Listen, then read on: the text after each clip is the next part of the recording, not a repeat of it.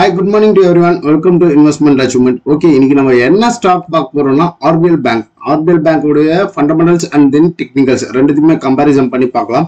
Okay, next of all RBL என்ன நடந்துட்டு இருக்கு, இந்த ஸ்டாக் உடைய fundamentals என்ன அப்படின்னு பாத்தீங்கன்னா, ஒரு பிரைவேட் செக்டர் பேங்கிங் இருக்கிற ஸ்டாக்ஸ் ஒரு 15,421 crore market cap, stock PE 13, it's good. ROCE 6.80, it's good. Return on 1 year 71.6%, very good. EPS வந்து 19.3 and then industry PE வந்து 12.5 and then stock PE nearby over value கிடையாது. அது பி ரேஷியோல கம்பேரிசன் பண்ணீங்கன்னா இண்டஸ்ட்ரிக்கும் இதுக்கும் வந்து பெரிய டிஃபரெண்டே கிடையாது. ஓகே, இட்ஸ் குட் அப்படின்றத கன்சிடர் பண்ணிக்கலாம். அண்ட் தென் கரண்ட் பிரைஸ் ஒரு 255, புக் வேல்யூ 226. அப்போ புக் வேல்யூக்கும் என்ன சொல்றது, கரண்ட் பிரைஸ்க்கும் பெரிய வித்தியாசங்கள் கிடையாது. ROE ரிட்டர்ன் ஆன் ஈக்விட்டி அப்படின்றது 8.60, ROCE 6.80 and then face value 10 rupees, peg ratio 2.15 கொஞ்சம் அதிகம் தான் அப்படின்னு சொல்லலாம். 1க்கு கீழே இருந்தா இட்ஸ் பெட்டர் அப்படின்னு சொல்லலாம். OPM 36.8, இட்ஸ் குட் அப்படின்றத சொல்லலாம். ஓகே, இந்த ஸ்டாக் வந்து நல்லதா இருக்கு. ஏன் இந்த பிரைஸ் வந்து இதுவாச்சு அப்படின்னு பாத்தீங்கன்னா, சம் கரெக்ஷன்ஸ், என்னது பேங்க் கரெக்ட் ஆகுறதுன்னு அந்த பேங்க் கரெக்ட்னா என்ன ஏதுன்றது தெரியணும். டெப்ட் டு ஈக்விட்டி பேங்கிங் ஸ்டாக்ஸ்ல வந்து அதிகமாக இருக்கிறது அக்செப்டபிள் தான். அவங்களே மணி வந்து பரோவிங்ஸ் பண்ணி தான் நம்மளுக்கு கொடுப்பாங்க. ஓகே, நெக்ஸ்ட் ஆஃப் ஆல் நம்மளுடைய இன்வெஸ்டருடைய ஹோல்டிங் பேட்டர்ன்ஸை பார்ப்போம். அப்போ இன்வெஸ்டர் ஹோல்டிங்ல நம்மளுக்கு ஏதாவது க்ளூ கிடைக்குதா அப்படின்ட்டு. ஓகே, 2017ல வந்து FIS DIS வந்து எவ்வளவு வச்சிருந்தாங்க, FIS கிட்ட எவ்வளவு இருந்திருக்கு அப்படின்னு பாத்தீங்கன்னா, ஜஸ்ட் ஒரு 12% கிட்ட தான் ஸ்டேக்ஸ் இருந்திருக்கு. அண்ட் தென் DIS கிட்ட ஒரு 10% தான் ஸ்டேக்ஸ் இருந்திருக்கு. ஆனா அதே 2017ல ரீட்டைல் இன்வெஸ்டர் கிட்ட எவ்வளோ இருக்கு அப்படின்னு பாத்தீங்கன்னா, ஆல்மோஸ்ட் 80% ஆஃப் ஸ்டேக் வந்து ரீட்டைல் இன்வெஸ்டர் கிட்ட இருந்திருக்கு. அப்ப இங்க என்ன நடந்தது அப்படின்னு பாத்தீங்கன்னா, மார்க்கெட் கீழே இருந்து பீக்ல போகும்போது ரீட்டைல் இன்வெஸ்டர் கிட்ட ஃபுல்லா இந்த பீக்ல ஐல வந்து கட்டி விட்டுட்டாங்க FIS அண்ட் தென் DIS. இதுக்கு ரீட்டைல் இன்வெஸ்டர் அங்க வாங்கினது தப்பு கிடையாது. அங்க ட்ரெண்ட் ரிவர்சல் ஆகும்போது எக்ஸிட் பண்ணிருக்கணும். அப்படி எக்ஸிட் பண்ணாம இருந்தா ரொம்ப நாளா மாட்டிக்கிட்டு இருக்கிறாங்க அப்படின்றத சொல்லலாம். இப்ப போயிட்டு நம்ம FIS கிட்ட DIS கிட்ட எவ்வளவு இருக்கு அப்படின்னு பாத்தீங்கன்னா, இங்க பாருங்க, கன்சிஸ்டா கொஞ்சம் கொஞ்சமா ஏத்திக்கிட்டு ப்ராஃபிட் புக் பண்ணி ஆல்மோஸ்ட் 25% ஆஃப் ஸ்டேக் வந்து FIS கிட்ட இருக்கு, 20% ஆஃப் ஸ்டேக் வந்து DIS கிட்ட இருக்கு. அப்போ 54% ஸ்டேக் தான் ரீட்டைல் இன்வெஸ்டர் கிட்ட இருக்கு. 30% கிட்டத்தட்ட ஒரு 25% ஸ்டேக் வந்து ரீட்டைல் இன்வெஸ்டர் வந்து பொறுமை இல்லாம வித்து விட்டாங்க அப்படின்றத சொல்லலாம். அப்போ என்ன சொல்றது, ஐல வாங்கி லோல வித்தது யாருன்னா ரீட்டைல் இன்வெஸ்டர்ஸ். லோல வாங்கி ஐல வித்தது யாருன்னா FIS அண்ட் DIS. இவங்களுக்கு தெரிஞ்சது, இந்த ரீட்டைல் இன்வெஸ்டருக்கு தெரியாததுனால சந்தையில் பணத்தை இழந்து கொண்டு இருக்கின்றார்கள் அப்படின்னு சொல்லலாம்.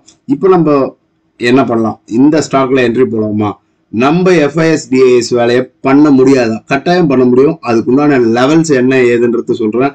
வேற லெவல் ப்ராஃபிட் அடிச்சுட்டு வரலாம். ஓகே, இந்த ஸ்டாக்கோடைய சார்ட் பேட்டர்ன்ஸ் என்ன ஏது எப்படி இருக்குன்னு பாத்தீங்கன்னா, ஒரு பீக்ல இருந்து மார்க்கெட் நல்ல ஒரு கரெக்ஷன் ஆயிருக்கு. இந்த கரெக்ஷன்ல நம்ம என்ன பண்ணலாம்? அப்போ இது வந்து எர்வா மார்டின் ரீஜியன் சொல்லுவோம். இந்த எர்வா மார்டின் ரீஜியன்ல ஒரு inside bar candle. What is inside bar? Inside பார்னா அது ஒரு பெரிய டாபிக் இருக்கு. அப்ப இந்த இன்சைட் பார் கேண்டல்குள்ளாரவே தான் எல்லா காலமும் எல்லா கேண்டல்ஸுமே சுத்திட்டு இருக்கு. அப்போ இந்த இடத்துல வந்து உள்ள வந்து மார்க்கெட் மாட்டிக்கிட்டு இருக்கு. அப்ப நம்ம எங்க வந்து ஒரு சேஃபர் சைட்ல வந்து என்ட்ரி போகணும் அப்படின்னு பாத்தீங்கன்னா, பை அரௌண்ட் 320, அதாவது ஓப்பன் அண்ட் க்ளோஸ், ஸ்ட்ராங்கான ஓப்பன் அண்ட் க்ளோஸ் வந்து 320க்கு மேல இந்த ரெசிஸ்டன்ஸ் இருக்குங்க இல்லையா, இந்த ரெசிஸ்டன்ஸை பிரேக் பண்ணும்போது தான் நம்ம பை பண்ண வேண்டும். அந்த பிரேக் எப்படி வரணும்னா, வால்யூமா ஒரு கேண்டல் உடைச்சு பிரேக் அவுட் ஆயிட்டு ரீடெஸ்ட் வரும்போது பை எடுத்தோம்னா நம்மளுக்கு டார்கெட் கிட்டத்தட்ட ஒரு 100% இருக்கிறது. இதுதான் டார்கெட். நீங்க பை பண்ற பிரைஸ் வந்து 320க்கு மேல பை பண்ண போறீங்க. உங்களுடைய டார்கெட் வந்து இதுதான். எவ்வளோ? 110%க்கு உண்டான டார்கெட் இருக்கு. அந்த டார்கெட்டை பிடிக்கலாம். அப்ப எந்த ரேஞ்சுக்கு மேல பை பண்ணணும்னு தெரியணும். ஓகே, இப்ப இந்த ரேஞ்சில் பை பண்ணக்கூடாதா சார் அப்படின்னு நிறைய பேர் கேட்பீங்க. அந்த ஒரு சில பேர் வந்து நம்ம என்ன சொல்ல வரோன்றதையே புரிஞ்சுக்காம ஜஸ்ட் ஒரு போஸ்ட் போட்டவுடனே என்ன ப்ரைஸ்க்கு பை பண்ணலாம் சார், இப்போ பை பண்ணலாமா, எவ்வளோ பை பண்ணலாம், என்ன ஏது. ஃபர்ஸ்ட் வந்து அந்த ஸ்டாக் என்ன ரேஞ்சில் இருக்கு, எப்படி மூவ் ஆகுமா ஆகாதா, சரி நம்ம என்ட்ரி போயிட்டா அந்த இடத்துக்கு எவ்வளவு முடியும். நம்ம ப்ராஃபிட்டை மட்டுமே கார்னர் பண்ணக்கூடாது. இந்த ஸ்டாக் மார்க்கெட்ல ப்ராஃபிட்டை மட்டுமே கார்னர் பண்ணக்கூடாது. நம்மளுக்கு எவ்வளவு லாஸ் வரும், இந்த ஸ்டாக் வந்து மேல போகாம கீழே வந்துச்சுன்னா இவ்வளவு தூரத்துக்கு லாஸ் வரும், அந்த லாஸை நம்ம அக்செப்ட் பண்ணிக்க முடியுமா அப்படின்ட்டு மென்டல் டிசிப்ளின் இருந்ததுன்னா you can go the trade அப்படின்னு சொல்லலாம். ஓகே, லாஸ்ட் எல்டிபி வந்து 254ல க்ளோஸ் ஆயிருக்கு. அப்போ நம்ம 254ல என்ட்ரி போனோம்னா எஸ்எல் எவ்வளவு தூரத்துக்கு இருக்கு அப்படின்னு பாத்தீங்கன்னா கிட்டத்தட்ட ஒரு 220. அப்போ 220ன்றது வந்து எஸ்எல் வச்சுக்கிட்டு ட்ரேட் போறவங்க போங்க.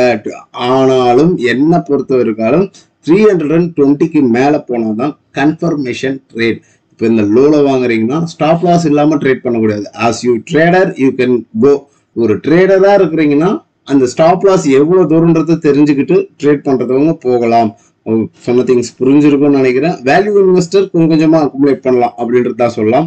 பட் வேல்யூ இன்வெஸ்டர்னா இந்த இடத்துல வாங்குறவங்களுக்கு தான் வேல்யூ இன்வெஸ்டர் அப்படின்ற பேர் கிடைக்கும். ஏன்னா அங்க லோல வாங்கி வேல்யூ அவங்களுடைய என்ன சொல்றது காலங்கள் ஒரு எத்தனை நாள் ஓடினாலும் நான் வெயிட் பண்ணிட்டு இருக்கிறேன், என்னோட டார்கெட் போறவர்களும் 5 வருஷம் போகட்டும் 10 வருஷம் போகட்டும் அப்படின்ட்டு இருக்கிறவங்க தான் வேல்யூ இன்வெஸ்டர் அப்படின்னு சொல்லலாம்.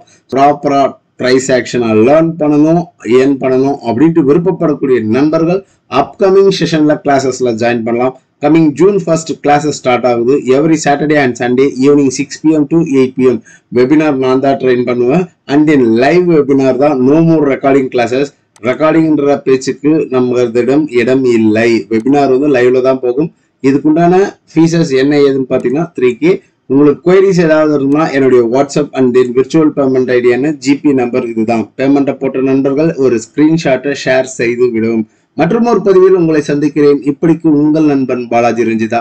மறக்காம லைக் பண்ணுங்க, சப்ஸ்கிரைப் பண்ணுங்க. நன்றி, வணக்கம்.